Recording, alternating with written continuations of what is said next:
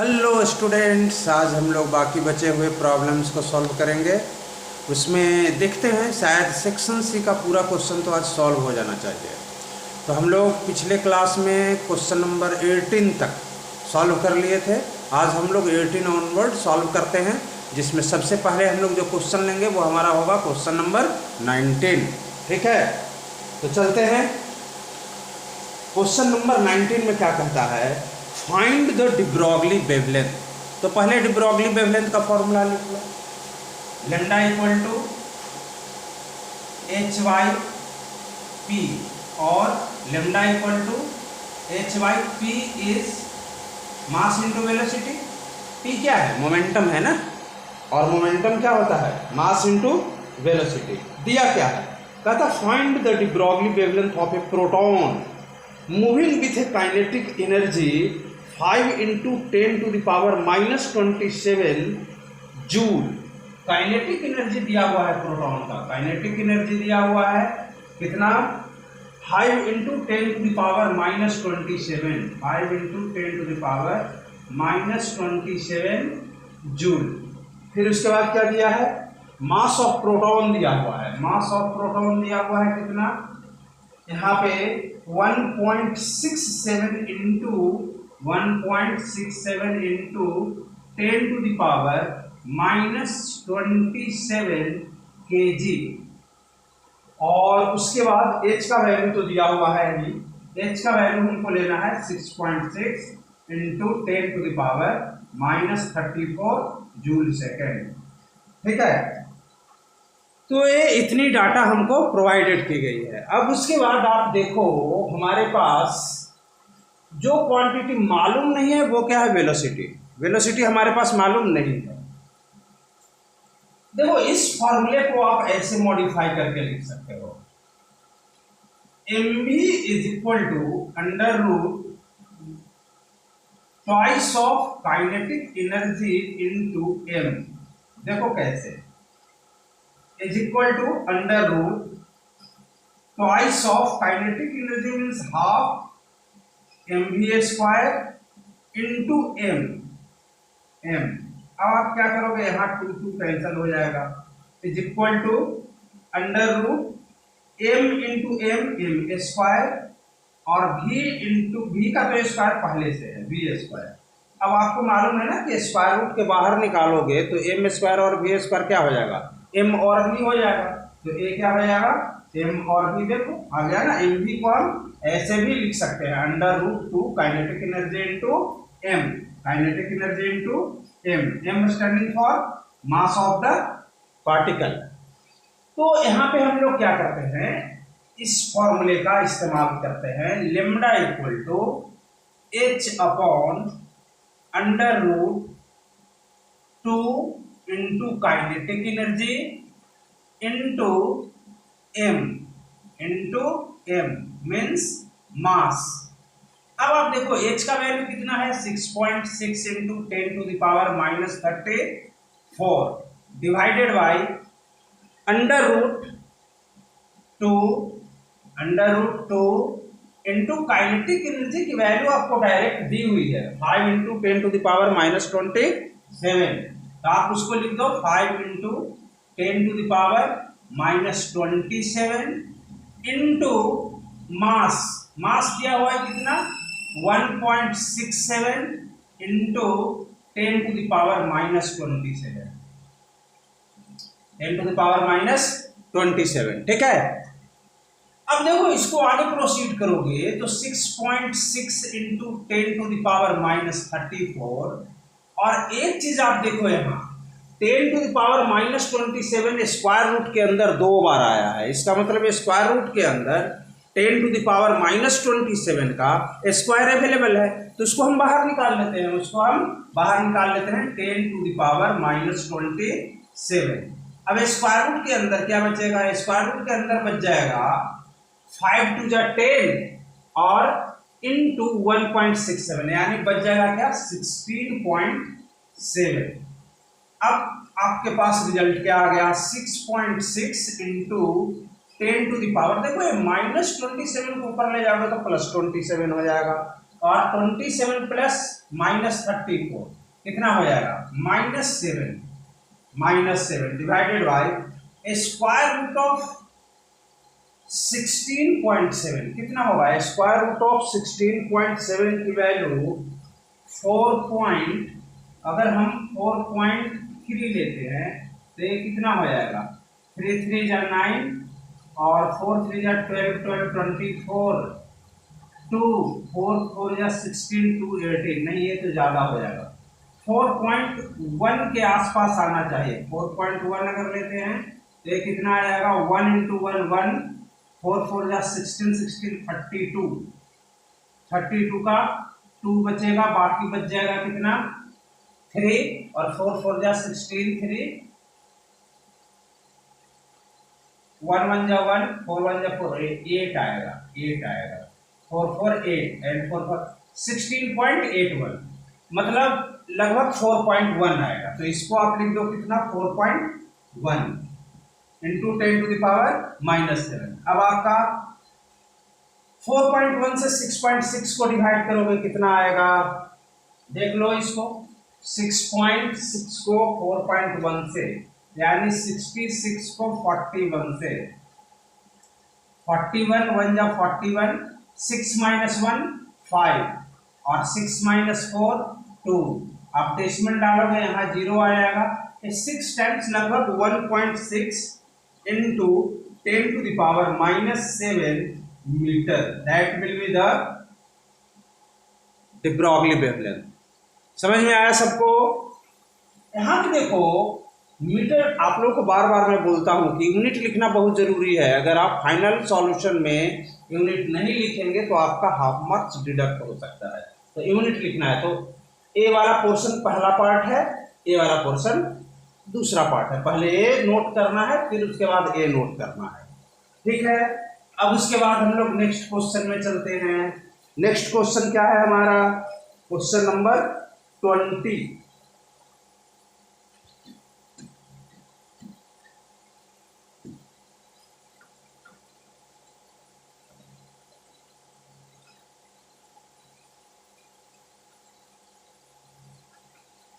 देखो question number 20 जो है क्या कहता है right electronic configuration of chromium 24 and iron 3+।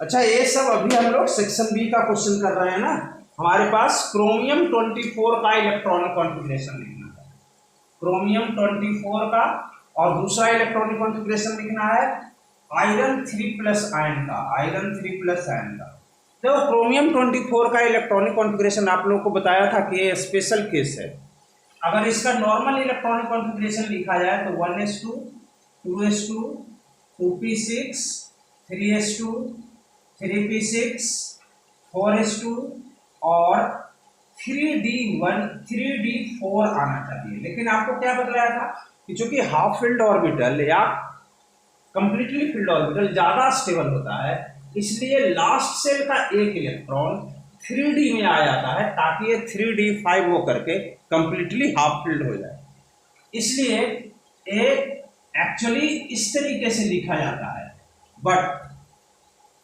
1s2 2s2 2p6 3s2 3p6 3d5 and 4s1 ये रीअरेंजमेंट के बाद इस तरीके का इलेक्ट्रॉनिक कॉन्फ़िगरेशन हो जाता है ऐसा होने से completely half field D orbital में डी सबसेल में 5 ऑर्बिटल होता है ना तो 5 ऑर्बिटल में एक एक इलेक्ट्रॉन आ गया तो कंप्लीटली हाफ फील्ड हो गया तो ये ज्यादा स्टेबल हो गया ठीक है इसलिए आपका जो ज्यादा स्टेबल इलेक्ट्रॉनिक कॉन्फ़िगरेशन है उसको कंसीडर करना है यानी आपका एक्चुअल इलेक्ट्रॉनिक कॉन्फ़िगरेशन ए वाला है ठीक है ये आपको नहीं लिखना है Fe3+ का इलेक्ट्रॉनिक कॉन्फ़िगरेशन लिखने के पहले आप क्या करो यहाँ पे मैं लिख रहा हूँ Fe का आयरन का एटॉमिक नंबर 26 होता है आप इसका इलेक्ट्रॉनिक कॉन्फ़िगरेशन लिखोगे तो 1s2 2s2 2p6 3s2 3p6 4s2 और 3d6 होता है आपको एक चीज हमेशा ध्यान रखना है 3d की एनर्जी तो अधिक होती है लेकिन हम लोग एक ही ऑर्बिटल के सारे सबसेल को एक साथ रखने के लिए क्या करते हैं, यहाँ पे 3D को ले आते हैं। और जब भी इलेक्ट्रॉन क्या होगा, लॉस होगा, तो पहले इलेक्ट्रॉन लॉस कहाँ से होगा, लास्ट सेल से। हमारा लास्ट सेल क्या है, 4s, यहाँ से 2 इलेक्ट्रॉन लॉस होगा, लेकिन यहाँ 3 इलेक्ट्रॉन लॉस दिखा रहा है, तो 2 इलेक्ट्रॉन यहाँ से लॉस होने के बाद जो तीसरा इलेक्ट्रॉन है वो यहाँ से लॉस होगा, यानी 4s पूरा खाली हो जाएगा और 3d से 1 इलेक्ट्रॉन लॉस होगा, तब ना 2 यहाँ से और 1 यहाँ से, टोटल 3 इलेक्ट्रॉन लॉस होगा। तो इसका इलेक्ट्रॉनिक कॉन्फ़िगरेशन हो जाएगा 1s2, 2s2, 2p6, 3s2, 3p6 और 3d5। यहाँ से 2 इलेक्ट्रॉन और 1 इलेक्ट्रॉन यहाँ से। ये हो गया आपका इलेक्ट्रॉनिक कॉन्फ़िगरेशन। तो ये था सॉल्यूशन ऑफ क्वेश्चन नंबर 20। आगे चलते हैं सॉल्यूशन ऑफ क्वेश्चन नंबर 21 में।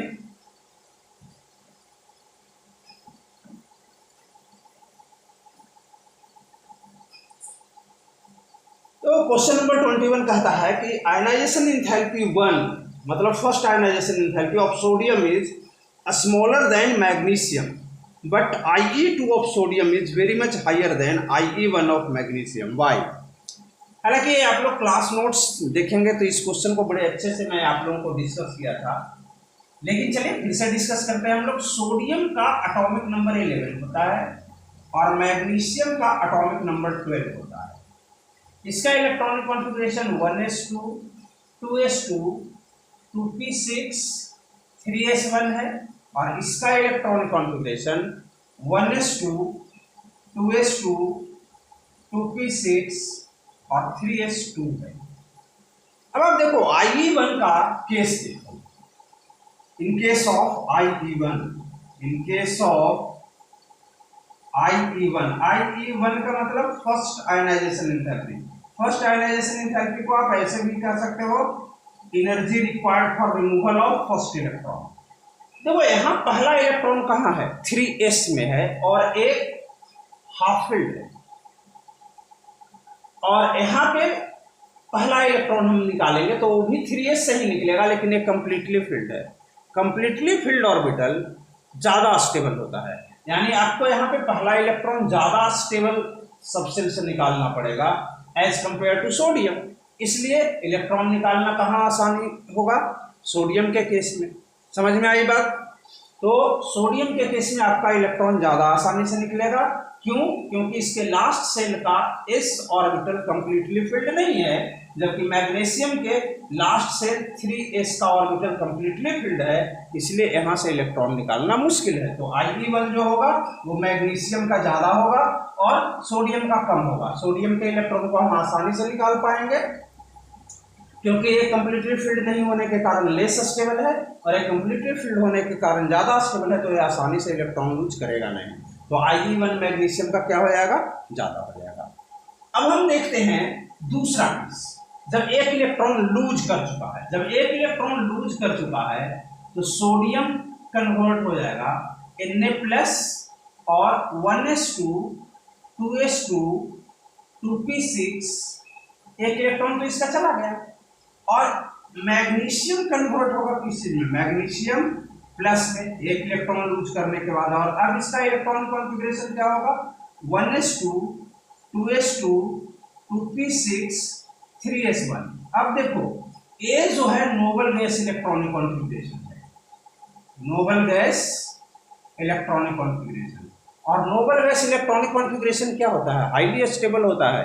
वहाँ से इलेक्ट्रॉन निकालना बहुत डिफिकल्ट है, तो यहाँ से इलेक्ट्रॉन निकालना बहुत डिफिकल्ट होगा क्योंकि नोबल गैस इलेक्ट्रॉनिक कॉन्फ़िगरेशन है। जबकि यहाँ पे 3s में एक इलेक्ट्रॉन है, देखो ये वाला स्टेटस हो गया इसका, यानी यहाँ पे 3s का इलेक्ट्रॉन न तो कंप्लीटली फील्ड है और इसलिए कंप्लीटली फील्ड नहीं होने के कारण ये लेस स्टेबल है, लेस स्टेबल एंटिटी बना रहा है Mg+ को। तो Mg+ से इस इलेक्ट्रॉन को निकालना क्या होगा, आसानी होगा। और इस इलेक्ट्रॉन को जैसे ही तुम निकालोगे ये भी noble gas electronic configuration achieve कर लेगा। तो आपको क्या बताया गया था कि किसी भी एलिमेंट में इलेक्ट्रॉन लूज करने की टेंडेंसी बहुत हाई होती है, अगर वो इलेक्ट्रॉन को लूज करने के बाद नोबल गैस इलेक्ट्रॉनिक कॉन्फ़िगरेशन को अचीव कर ले, तो इसलिए ये इस इलेक्ट्रॉन को बड़े आसानी से लूज करेगा। जबकि यहाँ से इलेक्ट्रॉन अब निकालना, सेकंड इलेक्ट्रॉन Na+ से निकालना बहुत मुश्किल है, क्योंकि ऑलरेडी ये नोबल गैस इलेक्ट्रॉनिक कॉन्फ़िगरेशन को क्या कर चुका है, अचीव कर चुका है। समझ में आया? तो इसलिए यहाँ पे अब सेकंड इलेक्ट्रॉन निकालना मुश्किल हो गया है, यानी Ie2 सोडियम का हाई हो गया, जबकि Ie2 मैग्नीशियम का लो हो गया, क्योंकि यहाँ से इलेक्ट्रॉन आसानी से निकल जाएगा। अब उसके बाद नेक्स्ट क्वेश्चन देखो क्या है।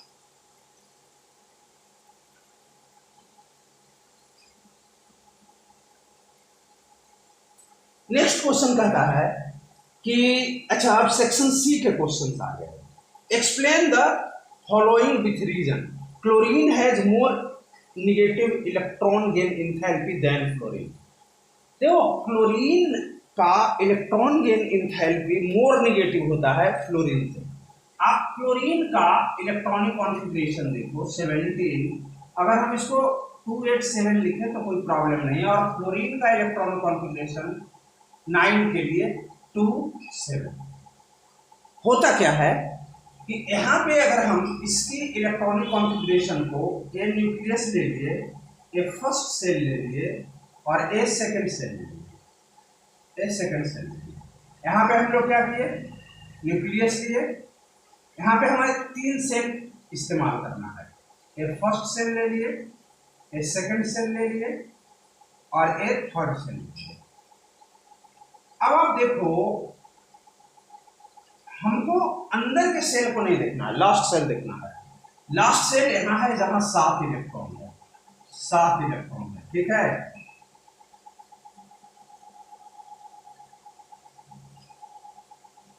और यहां पे हमारे पास लास्ट सेल है, यहां 7 इलेक्ट्रॉन है।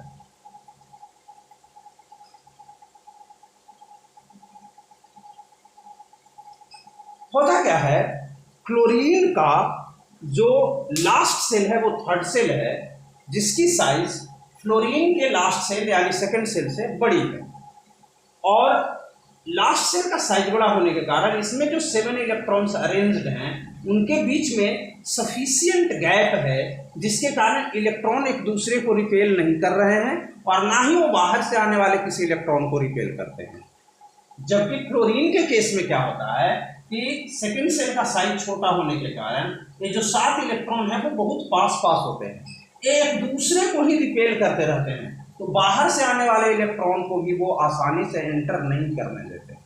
और कोई भी एटम जितना आसानी से फॉरेन इलेक्ट्रॉन को एंटर करने देगा उसका इलेक्ट्रॉन गेन एंथैल्पी उतना ही ज़्यादा निगेटिव होगा। तो मोर निगेटिव के लिए क्या जरूरी है कि the atom should have the tendency to accept the foreign electron more easily। तो ये ज़्यादा आसानी से फॉरेन इलेक्ट्रॉन को एक्सेप्ट करता है, क्योंकि इसमें जो लास्ट सेल के इलेक्ट्रॉन्स हैं वो एक दूसरे को रिपेल न के बराबर करते हैं, क्योंकि उनके बीच प्रॉपर गैप होता है, इसलिए वो बाहर वाले को भी रिपेल नहीं करते। और इसमें आपस में भी एक दूसरे को रिपेल करते हैं और बाहर से आने वाले को भी रिपेल करते हैं, आसानी से एंटर नहीं होने देते हैं। इसलिए इसका आयनाइजेशन एंथैल्पी लेस निगेटिव होता है, नहीं electron gain enthalpy less negative होता है और इसका electron gain enthalpy more negative होता है। दूसरा क्वेश्चन इसमें क्या दिया है, lithium and magnesium show many similarity in chemical properties. देखो, आपको बताया था कि सेकेंड पीरियड के एलिमेंट्स और थर्ड पीरियड के एलिमेंट्स डायगोनल रिलेशनशिप शो करते हैं, और डायगोनल रिलेशनशिप के कारण उनमें केमिकल प्रॉपर्टीज की सिमिलरिटी ऑब्जर्व की जाती है। यहाँ पे लिथियम हो गया, बेरिलियम हो गया, बोरॉन हो गया, फिर उसके बाद कार्बन हो गया, इधर मैग्नीशियम हो गया, इधर एल्युमिनियम हो गया और इधर सिलिकॉन हो गया। आपको क्या बोला था कि सेकंड पीरियड का पहले का 3 एलिमेंट थर्ड पीरियड के डायगोनली अवेलेबल एलिमेंट के साथ सिमिलरिटी शो करते हैं। तो लिथियम और मैग्नीशियम की केमिकल प्रॉपर्टीज में सिमिलरिटी का रीजन क्या है, डायगोनल रिलेशनशिप। तो इसका आंसर आपको लिखना था diagonal relationship,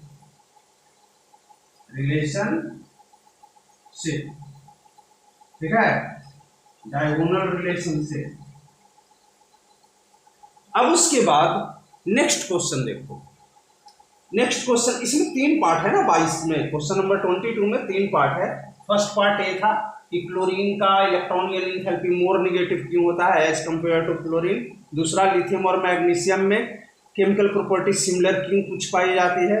helium with atomic number 2 is not at correct position in modern periodic table. देखो, मॉडर्न पीरियोडिक टेबल में हीलियम की पोजीशन जो है वो करेक्ट नहीं है। क्यों नहीं है? आपको ये मालूम है ना कि मॉडर्न पीरियोडिक टेबल में position of element has been decided by electronic configuration. इसीलिए वहाँ s block element, p block element, d block element, f block element में एलिमेंट को क्या किया गया है, डिवाइड किया गया है। अगर हम हीलियम के स्टेटस देखें तो इसकी इलेक्ट्रॉनिक कॉन्फ़िगरेशन होती है 1s2, तो एक कायदे से एस ब्लॉक एलिमेंट होना चाहिए क्योंकि इसका लास्ट इलेक्ट्रॉन एस ऑर्बिटल में एंटर किया है। लेकिन ये है कहाँ, पी ब्लॉक में, किसके साथ, इनर्ट गैसेस के साथ, इसलिए इसका पोजीशन जो है वो जस्टिफाइड नहीं है। तो आप क्या लिखेंगे, according to electronic configuration helium 2 should be a s block element but in modern periodic table it is kept with p block element, hence its position is not justified। अब देखो इसमें नेक्स्ट क्वेश्चन जो है 23 क्या कहता है। 23 बहुत अच्छा क्वेश्चन है।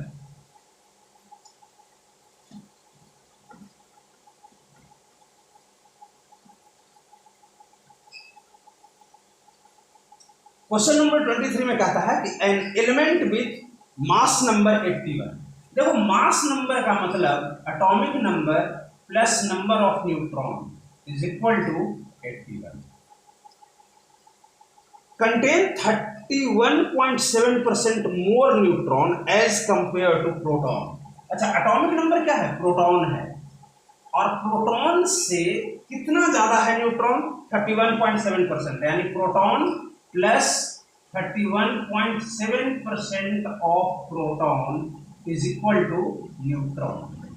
तो यहाँ पे proton plus 31.7 by 100 p is equal to neutron. तो ये क्या हो जाएगा, आप इसको इधर लाते हो तो 100 पी प्लस 31 या फिर आप ऐसे भी कर सकते हो, थोड़ा इजी कर लो, ज़्यादा बेहतर रहेगा। पी प्लस ये 2 जीरो है तो ये 0.317 p is equal to neutron, यानी न्यूट्रॉन का नंबर कितना हो जाएगा, ये 1 पी है और ये 0.317 पी है, तो 1.317 पी ये आ गया नंबर ऑफ न्यूट्रॉन। अब इसको तुम यहाँ पुट कर दो, यहाँ पे न्यूट्रॉन के जगह पे पुट करो 1.317 पी, और यहाँ पे ए तो क्या है, ए क्या है, एटॉमिक नंबर है, और एटॉमिक नंबर क्या होता है, नंबर ऑफ प्रोटॉन के बराबर होता है, तो पी, और इसकी वैल्यू कितनी हो जाएगी 81। अब ये दोनों को ऐड करोगे तो 1 और 1.317 कितना हो जाएगा, 2.317 पी इज इक्वल टू 81।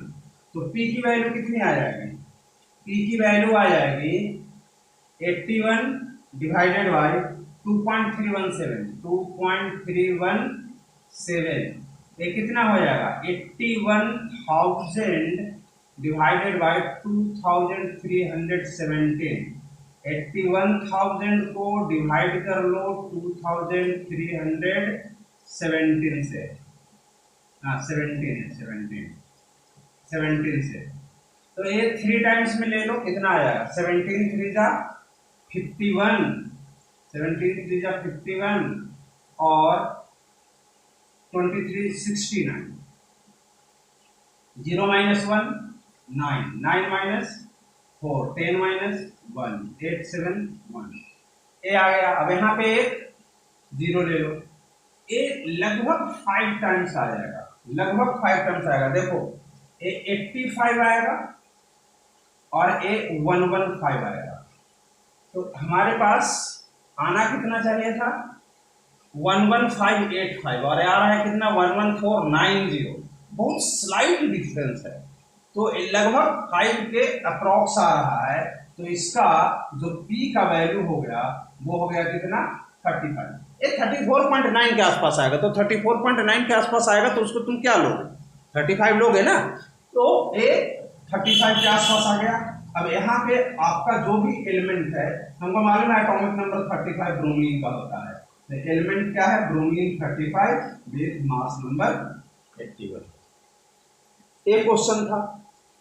इसमें एक ऑप्शनल क्वेश्चन भी है, कहता है if the photon detector receive total 3.15 into 10 to the power -8 joule from the radiation of 600 nm, calculate the number of photon received by the detector.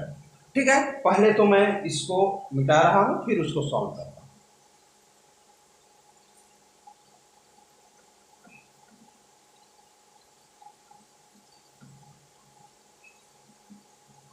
देखो यहां पे energy received कितना है, एनर्जी रिसीव्ड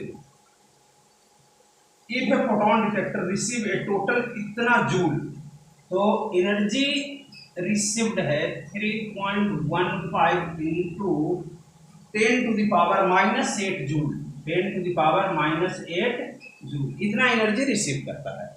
क्वेश्चन क्या है, from the radiation of 600 nm, देखो radiation का wavelength दिया हुआ है 600 nm नैनोमीटर, 600 नैनोमीटर को लिख लो 600 into 10 to the power -9 metre, क्योंकि ये एसआई यूनिट में दिया हुआ है जो एनर्जी, तो हमको जो यहाँ पे हमारा लेमडा है वेवलेंथ, उसको भी हमको क्या करना पड़ेगा, एसआई यूनिट में लेना पड़ेगा। अब यहाँ पे आप इसको क्या लिख सकते हो, 6 into 10 to the power -7 metre, तो ये आपका लेमडा का वैल्यू आ गया। फिर उसके बाद क्या कहता है, हमको फाइंड आउट क्या करना है, calculate the number of photon received by detector. जब आपको एक फॉर्मूला बताया था E = NH न्यू, कहाँ ये फॉर्मूला आपको बताया गया था, ये फॉर्मूला आपको बताया गया था प्लैंक्स क्वांटम थ्योरी।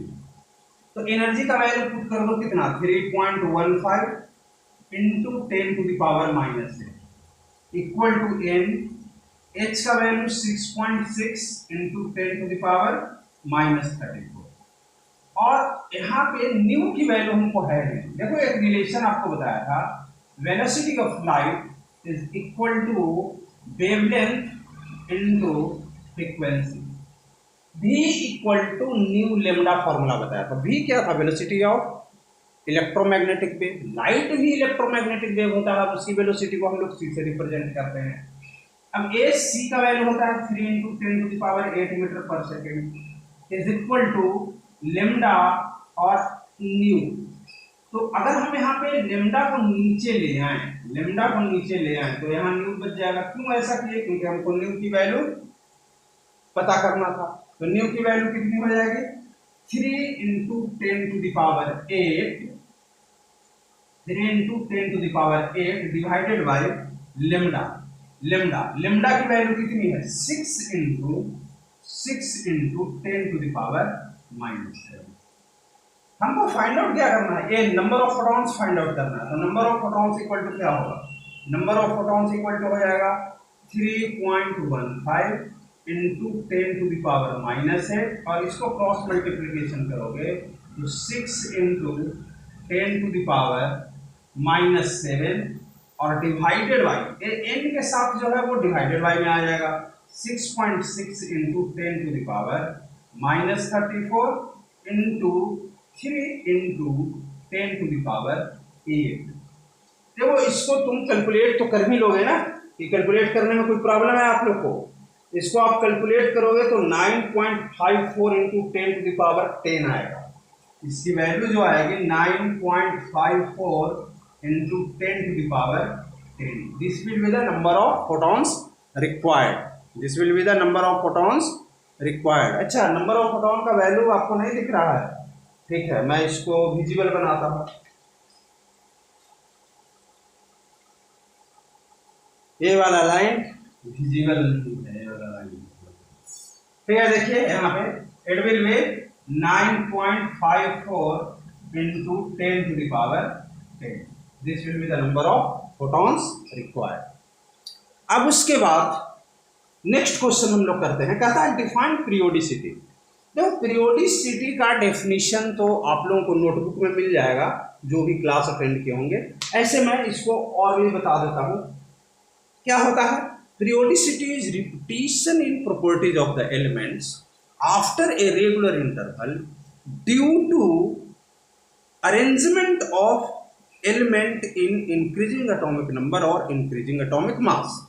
चूंकि यहाँ पे मॉडर्न पीरियोडिक टेबल ही कैपेबल था पीरियोडिसिटी को एक्सप्लेन करने में, तो we have to take it increasing atomic number over increasing atomic mass. तो हम लोग क्या करेंगे? Periodicity is the repetition in properties of element after a regular interval when they are arranged in order of increasing atomic number और increasing atomic mass. फिर इसमें क्या कहता है? How was periodicity explained by modern periodic law.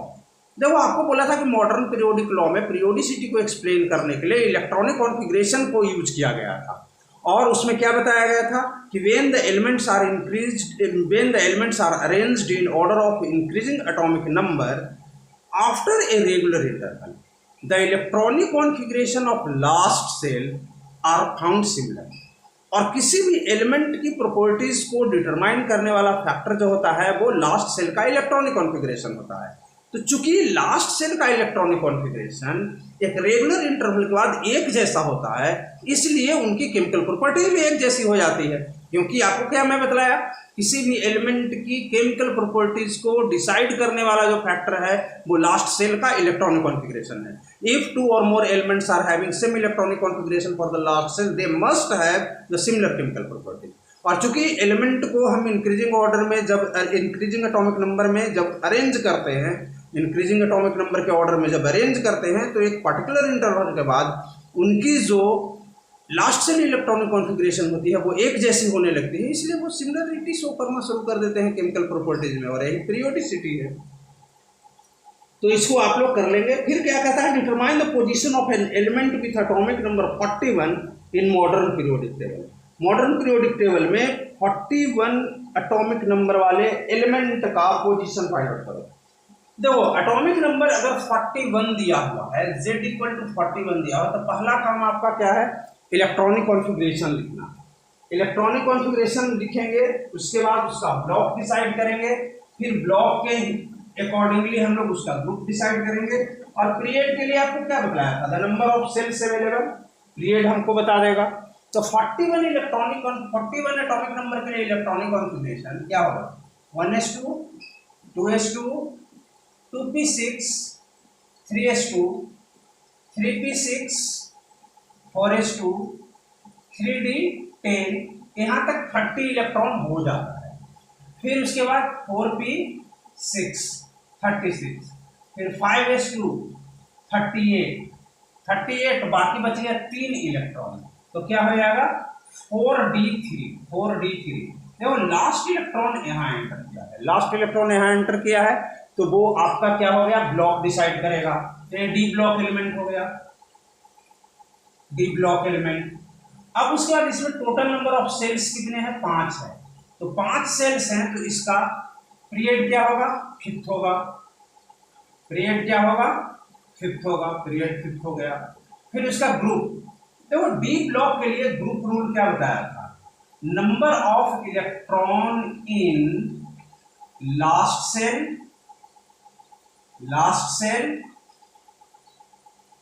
Plus number of electron in n-1 d cell, n-1 d shell मत लिखो, subshell. अब क्या होगा? Number of electron in last shell 2 है, और number of electron in n-1 d में 3 electron है, तो इसका ग्रुप क्या हो गया? 5th group. तो इसका ग्रुप भी 5th हो गया, पीरियड भी 5th हो गया, हमको पता चल गया उसका पोजीशन। अब देखो क्वेश्चन नंबर 25 लेते हैं। क्वेश्चन नंबर 25 लेते हैं। क्या ये कहता है क्वेश्चन नंबर 25? इसको मिटा दूं।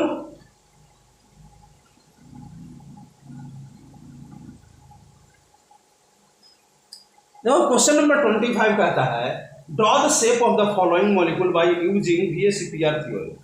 BF3 BF3 का जब आपको स्ट्रक्चर बनाना है तो सेंट्रल एटम यहाँ पे क्या है वो पहले पता करो। Central atom is boron. Boron का एटॉमिक नंबर 5 होता है। Electronic configuration 1s2 2s2 2p1। Last cell में इसका 3 इलेक्ट्रॉन है। तीनों इलेक्ट्रॉन बॉन्डिंग में पार्टिसिपेट करेगा क्योंकि क्लोरीन को ऑक्टेट कंप्लीट करने के लिए एक इलेक्ट्रॉन की जरूरत पड़ती है। 2s2 2p5 होता है तो ये 7 है, एक इलेक्ट्रॉन की जरूरत पड़ती है।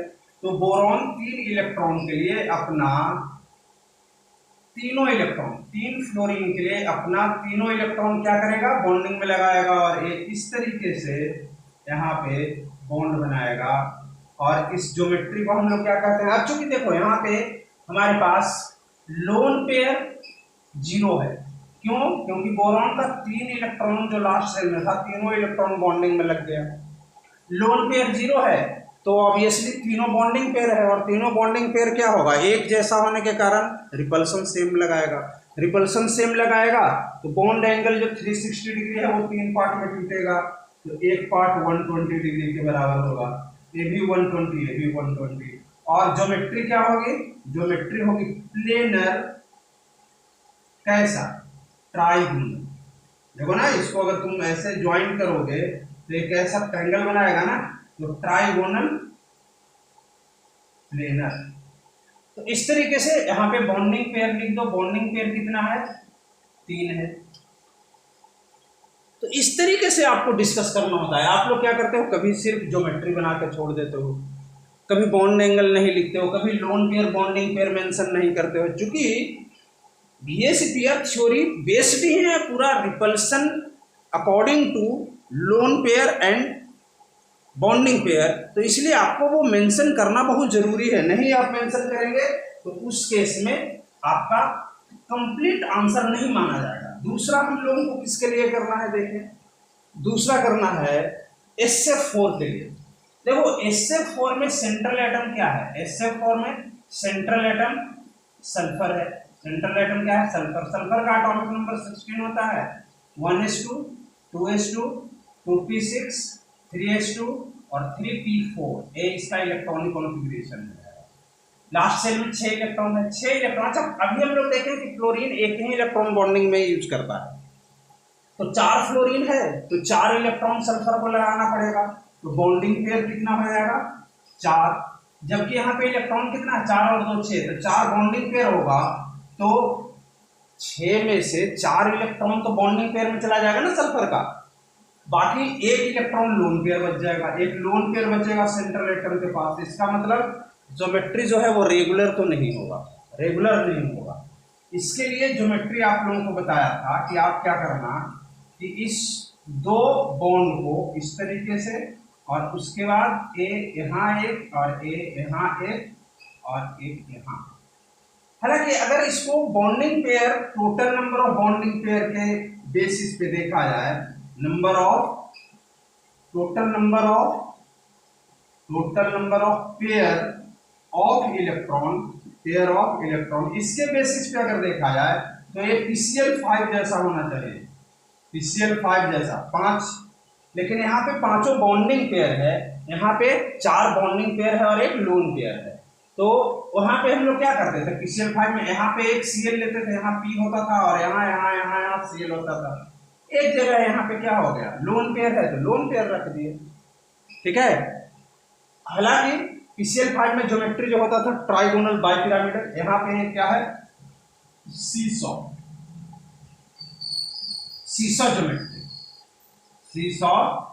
ज्योमेट्री। ठीक है, इसका ज्योमेट्री क्या है? सीसॉ ज्योमेट्री है। ये ट्राइगोनल बाइपिरामिडल नहीं कहलाएगा ना, क्योंकि इधर बॉन्ड हमारे पास नहीं है, इधर बॉन्ड नहीं है। हम ज्योमेट्री सिर्फ इधर वाले यहाँ से उस तरफ के लिए ज्योमेट्री डिस्कस करेंगे। और सीसॉ में क्या होता है? 2 बैठने वाला स्पेस होता है और ये 2 पकड़ने वाला, तो ये सीसॉ है। पार्क वगैरह में देखे होंगे ना सीसॉ। अब उसके बाद इसमें एक और दिया है NH3 में देखो, चलो इसको तो आप लोग कर लेंगे, जो भी नोट करना होगा वीडियो पॉज करके नोट कीजिएगा। अब हम लोग देखते हैं इसको क्या कहा जाता है NH3 को। NH3 में बताओ सेंट्रल एटम क्या है? NH3 में सेंट्रल एटम क्या है? NH3 में सेंट्रल एटम नाइट्रोजन है। नाइट्रोजन का एटॉमिक नंबर कितना होता है? 7। तो नाइट्रोजन का एटॉमिक नंबर 7 होता है, तो इसका इलेक्ट्रॉनिक कॉन्फ़िगरेशन क्या हो जाएगा? 1s2 2s2 2p3 हो गया। अब यहाँ देखो, इसमें से 3 हाइड्रोजन 3 इलेक्ट्रॉन यूज करेगा, 3 इलेक्ट्रॉन, एक लोन पेयर बचेगा, लोन पेयर एक बचेगा और बॉन्डिंग पेयर 3 होगा, टोटल ये 4 है। CH4 जैसा हो सकता था, लेकिन CH4 में चारों बॉन्डिंग पेयर होता है, लोन पेयर 0 होता है। तो यहाँ पे क्या करो, N ये लोन पेयर हो गया और एक बॉन्डिंग पेयर 1 और एक बॉन्डिंग पेयर 2 और एक बॉन्डिंग पेयर 3। ठीक है, इस ज्योमेट्री को हम लोग क्या करते हैं, अच्छा ये लोन पेयर को आप ऐसे ऑर्बिटल में भी शो कर सकते हैं। इस ज्योमेट्री को हम लोग क्या कहते हैं? Trigonal pyramidal, trigonal pyramidal. यहाँ पे आप बॉन्ड एंगल लिख सकते हो, लेकिन बॉन्ड एंगल लिखना बहुत जरूरी यहाँ पे नहीं है, क्योंकि ये सिमेट्रिकल नहीं है। सिमेट्रिकल मतलब इसमें सारे पेयर ऑफ इलेक्ट्रॉन एक जैसे नहीं है। तो अगर ऐसा ही कोई दूसरा सिचुएशन आ जाएगा, वहाँ बॉन्ड एंगल अलग हो जाएगा। अगर कोई आपसे पूछता है कि PH3 में बॉन्ड एंगल क्या है, अब देखो NH3 और PH3 का स्ट्रक्चर एक ही जैसा है। इसमें भी आपका जो सेंट्रल एटम फास्फोरस होगा उस पर एक लोन पेयर होगा और 3 बॉन्ड इस तरीके से बना हुआ होगा। यहाँ भी ज्योमेट्री ट्राइगोनल पिरामिडल होगा, लेकिन बॉन्ड एंगल अलग अलग होगा। इसलिए यहाँ पे बॉन्ड एंगल आपको याद है तो लिख सकते हैं, नहीं याद है तो नहीं लिखना है। क्यों? क्योंकि ये symmetrical arrangement of pair of electron नहीं है। ऐसे इसमें बॉन्ड एंगल 107 डिग्री होता है। इसमें बॉन्ड एंगल कितना होता है? 107 डिग्री होता है। तो ये आपको डिस्कस करना था। ठीक है, आज हम लोग 25 तक कर लिए हैं, बाकी 33 तक, यानी हमारे पास 8 क्वेश्चन और बचा हुआ है, उसको देखेंगे कल, या आज हो सकता है हमको और दूसरा वीडियो बना करके आप लोग को सेंड कर दूं।